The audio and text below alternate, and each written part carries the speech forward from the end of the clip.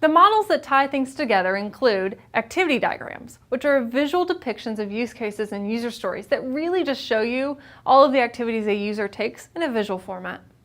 Affinity diagrams. They are a means to organize literally any kind of information into categories and subcategories. They can be used to identify missing information by looking within the categories. Sequence diagrams are models that show how process flows operate with one another and the timing order in which they do so. These are one of my least favorite models, in that they are really hard to read and therefore they just confuse our business users.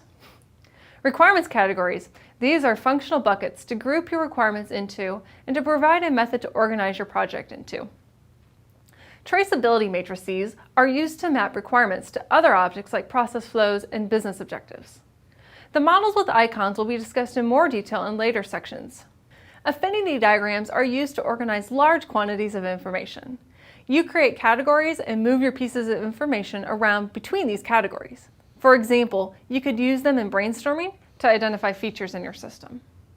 When working with affinity diagrams, use Miller's magic number, the 7 plus or minus 2 concept, where we only want to have between 7 plus or minus 2 items in a category, so it's something the mind can process. If you're listing features for your system and one category has 12 items in it, then consider breaking that into 2 categories and looking to see if those more detailed categories trigger you to identify more features.